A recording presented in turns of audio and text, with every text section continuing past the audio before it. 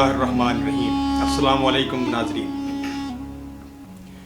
आज के इस प्रोग्राम में हम कुरान करीम में हज़रत ईसा अलैहिस्सलाम के तज़किरे की असरी मानवियत पर कुछ इज़हार ख़याल करना चाहते हैं, उसको समझना चाहते हैं। हमें मालूम है कि कुरान करीम में कोई 93 आयतों में हज़रत ईसा अलैहिस्सलाम का तज़किरा है और इस तरह से कुल मिलाकर 187 बार आपका नाम कुरान में आया है, बिलवास्ता या बिलावास्ता तौर पर। ये एक तवील गोया कि आपके बारे में तज़किरा है कुरान के अंदर, और इससे अंदाज़ा ये होता है कि कुरान आपके तज़किरे को, आपके बयानिए को, आपके बयान को कितनी अहमियत देता है। वैसे तो हज़रत ईसा अलैहिस्सलाम की पैदाइश खुद एक बहुत बड़ा मौजज़ा है, और आज के दौर में जो कि तहक़ीक़, तजस्सुस और साइंस का दौर है, उसमें ये एक बहुत बड़ा मौजू है कि हज़रत ईसा अलैहिस्सलाम की पैदाइश किस तरह हुई। लेकिन ये मौजू मज़ीद दिलचस्प उस वक्त बन जाता है जब कुरान ये कहता है कि ईसा की पैदाइश में और आदम की पैदाइश में एक किस्म की मुमासलत है। तो गोया कुरान हज़रत ईसा अलैहिस्सलाम की पैदाइश को आदम की पैदाइश से मिलाकर इंसानों की सिलसिले तारीख़ को एक बहुत तवील गोया दौरानिया अता कर देता है, और मज़ीद बहुत सारे सवालात उठाने में हेल्प भी करता है, और मेरा ख्याल है कि गाइड भी करता है उनके हल तक पहुँचने के सिलसिले में। ये मौजू बहुत दिलचस्प है, और कुरान के जो जदीद मुताले हुए हैं साइंस के हवालों, साइंस के मुतालात और साइंस की फाइंडिंग्स के पेश नज़र के या जिसके पस मंज़र में उसने बड़े दिलचस्प किस्म की फाइंडिंग्स सामने रखी, पेश की हैं। ये हमारी किसी और एपिसोड में इंशाल्लाह ये अलग से मौजू बनेंगे और बहुत दिलचस्प मौजू होगा। आज जिस मसले पे हम गौर कर रहे हैं वो असल में ये है कि कुरान ने हज़रत ईसा अलैहिस्सलाम का तज़किरा इतनी बार क्यों किया है, क्या वजह है, क्या अहमियत है आपके पैगाम की। ज़ाहिर है कि तज़किरा कुरान में है, और कुरान बुनियादी तौर पर मुसलमानों से मुखातिब है, मुसलमानों के लिए है बुनियादी तौर पर, यानी जो उसको फॉलो करते हैं, जो उस पर ईमान लाते हैं, उस पर उनके लिए है। तो गोया कि कुरान ऐसा लगता है, कुरान ये चाहता है कि ईसा की जो मिसाल है उसमें कुरान का कारी अपने लिए राह को तलाश करे। ज़ाहिर है इस तवील तज़किरे के अंदर उन राहों की निशानदेही भी की गई है। यहाँ मैं एक सतही जो तासुर मेरा कायम होता है वो मैं बताना चाहता हूँ। एक बात तो ये है कि हज़रत ईसा अलैहिस्सलाम के बारे में बात सबको मालूम है कि गो कि आप एक साहिब किताब रसूल हैं, इंजील पर आप पर नाजिल हुई, बनी इसराइल के आप नबी हैं।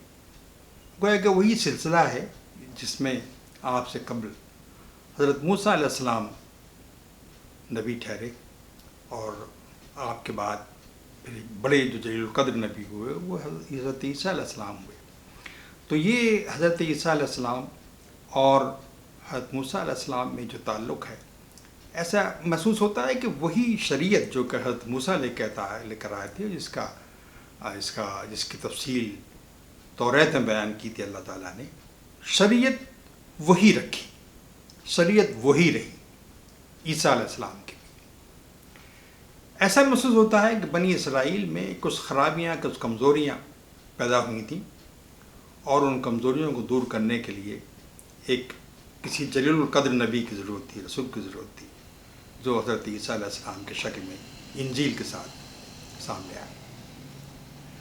अब सवाल ये है कि ये जो एक मुसलह की हैसियत है हज़रत ईसा अलैहिस्सलाम की, जो इंजील में बयान करती है और जो कुरान में बयान करता है, क्या ये मुसलह की हैसियत मुसलमानान आलम के लिए, कुरान के कारी के लिए कोई इसमें सबक है? क्या इसमें कोई पैगाम है? ایسا لگتا ہے کہ کوئی پیغام ہے. غور کریں تو ایسا اندازہ ہوتا ہے کہ قرآن کوئی ایسی ڈیمانڈ کرتا ہے مسلمانوں سے کہ مسلمانوں کو چاہیے کہ اپنے وجود کو، اپنی کمیونٹی کو اس پیغام، ان تعلیمات کی بنیاد پر جو قرآن کریم میں ان کے لیے بیان کی گئی ہیں ان پر استوار کریں، اور وقتاً فوقتاً جو کمزوریاں اس میں آتی چلی آ جائیں فی زمانہ ان کی اصلاح کریں. یہ بنیادی کام ہے امت مسلمہ کا، اس امت کا جو قرآن کی پیروکار ہے.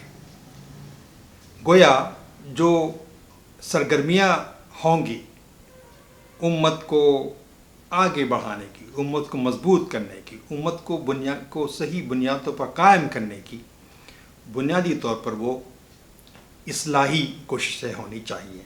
ایسا لگتا ہے کہ بہت زیادہ توجہ قرآن جو حضرت عیسیٰ علیہ السلام کو دے رہا ہے، شاید وہ یہ پیغام پہنچانا چاہتا ہے کہ بنیادی طور پر مسلمانوں کا لائے عمل اپنی کمیونٹی کو صحیح بنیادوں پر قائم رکھنا، کچھ کمزوریاں اس کے اندر ہو جائیں تو ان کو دور کرنا، اور فی زمانہ جو نئی جو جہتیں ہو سکتی ہیں اصلاح کی ان کو متعارف کرانا، یہ کام ہونا چاہیے بنیادی طور پر. یہ ایک بہت اہم بات ہے جو میں نے آپ کے سامنے پیش کی. آپ جانتے ہیں کہ اس وقت جو کرسچینٹی ہے بنیادی طور پر وہ پال کی تعلیمات کی روشنی میں ہم مسیحیت کی تعریف کرتے ہیں.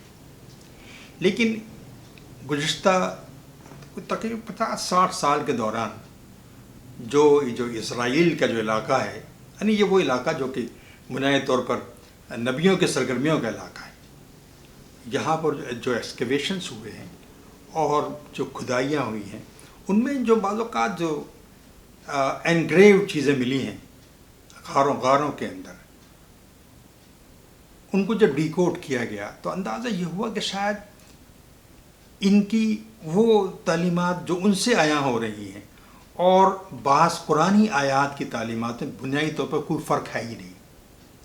تو ایسا لگتا یہ ہے کہ حضرت عیسیٰ علیہ السلام کی تعلیمات جو اب ابھر کر سامنے آ رہی ہے ان ایکسکیویشن فائنڈنگ کے نتیجے میں، وہ بنیادی طور پر وہی تعلیمات ہیں جو کہ قرآن کریم کی تعلیمات تھیں. ظاہر ہے بالکل ڈیفرینٹ ہے پولین کرسچینٹی سے، پال کے ذریعے جو کرسچینٹی متعارف ہوئی ہے. تو اب ہمیں دیکھنا یہ ہے کہ یہ جو اصلاح کا کام ہے، بڑی بدنصیبی یہ ہے کہ اصلاح کو ہم بہت محدود معنی میں سمجھتے ہیں. اصلاح کے معنی ہم یہ سمجھتے ہیں کہ کچھ لوگوں کا رہن سہن، لوگوں کے رسم و رواج، لوگوں کی جو اس طرح کی چیزیں ہیں، ان کی معیشت، ان کے رسوم، ان چیزوں میں جو تبدیلیاں، جو خرابیاں آ جاتی ہیں ان کو ٹھیک کرنے کے نام، یا ان کی آئلی قوانین، آئلی جو طرز ہے، آئلی جو معاملات ہیں ان میں جو خرابیاں آتی ہیں ان کو ٹھیک کرنے کا نام اصلاح ہے. اصلاح ہمارے خیال میں بڑا وسیع معنی رکھتا ہے اور محض ان چیزوں سے محدود نہیں ہے. یہ شامل ہے یقیناً، لیکن ایک بڑی، اس سے زیادہ وسیع اس کے معنی رکھتے ہیں. قرآن میں جو بہت موٹی موٹی باتیں مسلمانوں سے امید لگائی گئی ہے، ان سے حکم دیا گیا ہے کرنے کا، میں آپ کو بتاتا ہوں 2-3 چیزیں ہیں. ایک بات تو یہ قرآن بڑی سختی کے ساتھ یہ ڈیمانڈ کرتا ہے مسلمانوں سے کہ وہ اس خود قرآن کے اوپر اور اس کائنات کے اوپر غور و خوض کیا کریں، فکر و تدبر کریں. یہ بلا وجہ ایسا نہیں ہے کہ قرآن کے اندر 600-700 بار کہا گیا ہو. یہ ایک بنیادی چیز ہے، اور یہ ایک مسلم معاشرے کا ایسا لگتا ہے کہ اس مسلم معاشرے کی ایک خصوصیت ہے، تو قرآن اس کو اس طرح سے پیش کرتا ہے. اصلاح کے معنی یہ بھی ہوں گے کہ مسلم کمیونٹی کو اس بنیاد پر اثر نو قائم کیے جائیں. یہ صفت ابتدائی دور میں جب قرآن نازل ہو رہا تھا تو مسلمانوں میں پائی جاتی تھی، کئی صدیوں تک باقی رہی، بتدریج اس میں زوال آتا گیا. اصلاح کے معنی یہ ہوں گے، یعنی یہ بھی ہوں گے کہ مسلم کمیونٹی میں اس صفت کو دوبارہ سے رائج کیا جائے۔ مسلمانوں کا جو عبادتی نظام ہے، اس میں نماز اور روزہ اور زکوٰۃ اور حج ہیں، اس میں سے دو عبادتیں ایسی ہیں جن کا تعلق براہ راست دولت سے ہے۔ اگر دولت ہے تو آپ وہ عبادتیں کر پائیں گے، دولت نہیں ہے تو عبادتیں نہیں کر پائیں گے۔ زکوٰۃ آپ پاس اگر پیسہ نہیں ہے تو زکوٰۃ نہیں دے پائیں گے آپ۔ اگر آپ پاس پیسہ نہیں ہے تو آپ حج نہیں کر پائیں گے۔ تو کیا دو انتہائی اہم عبادتیں کا تعلق دولت کے ہونے اور نہ ہونے سے ہے۔ اب سوال یہ ہے کہ پوری کمیونٹی کے اندر مزاج تو یہ ہے کہ دولت کمانا دنیاوی کام ہے، چنانچہ دولت اگر نہیں کمائی جائے گی تو آدمی ان دو چیزوں سے محروم رہے گا۔ ہم اس ابتدائی دور کی کمیونٹی میں دیکھتے ہیں کہ بہت ہی ایک ایسی کمیونٹی ہے جو کہ تجارت بیس ہے، پیشہ ان کا تجارت ہے، پیسہ کمانے میں کوئی جھجک نہیں ہے، ہر ممکن کوشش پیسہ کمانے کی سب لوگ کرتے ہیں، کوئی اس میں تکلف نہیں ہوتا۔ وہ کہ غیر اسلامی، غیر دینی، دنیاوی کام کسی نے اس زمانے میں نہیں کہا اس کو۔ اب سوال یہ ہے کہ مسلم کمیونٹی کو دوبارہ سے ریسٹور کیے جائے کہ وہ ایسے کام کرے اس کے نتیجے میں وہ مضبوط ہو سکے، تو نہ صرف اپنی عبادتوں کی تکمیل کر سکے بلکہ ایک مضبوط کمیونٹی کی حیثیت سے وہ ابھر کے بھی سامنے آئے۔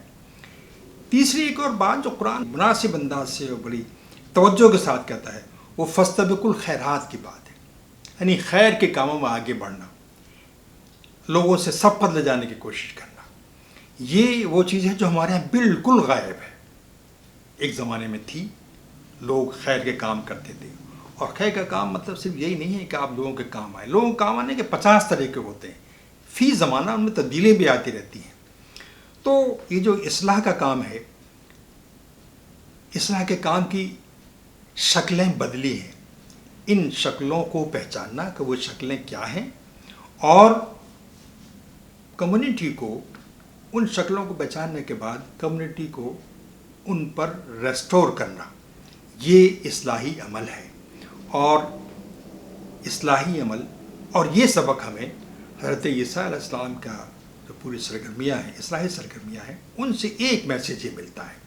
تو گویا ایسا لگتا ہے کہ قرآن کریم حضرت عیسیٰ علیہ السلام کو جس توجہ کے ساتھ پیش کرتا ہے ان کے پورے پیغام کو، اس میں یہ بات بتانا چاہتا ہے کہ ایک میجر کام مسلم کمیونٹی کا اپنی کمیونٹی کو، یعنی مسلم کمیونٹی کو قرآن کی بنیادوں پر قائم رکھنا، اگر قائم نہ رہے تو اس کو ریسٹور کرنا، یہ ایک بنیادی کام ہے۔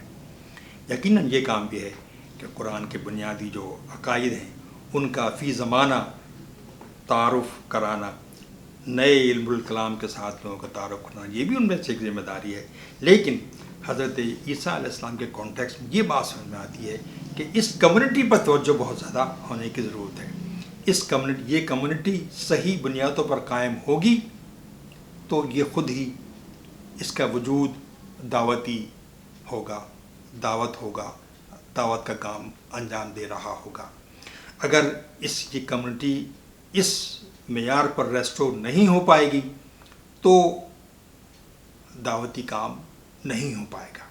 چنانچہ ہماری توجہ یہ ہونی چاہیے کہ جو افراد، جو گروہ، جو تنظیمیں، جو تحریکیں دین کو قائم کرنے اور دین کے احیاء کے لیے اس وقت کام کر رہی ہیں، ان کے پیش نظر یہ بات ہو کہ اس کمیونٹی پر توجہ دیں، اس کمیونٹی کو اس معیار پر ریسٹور کرنے کی کوشش کریں جو معیار قرآن قائم کرتا ہے، اور جس کی طرف توجہ حضرت عیسیٰ علیہ السلام کا یہ بار بار تذکرہ قرآن میں ہمیں دلاتا ہے۔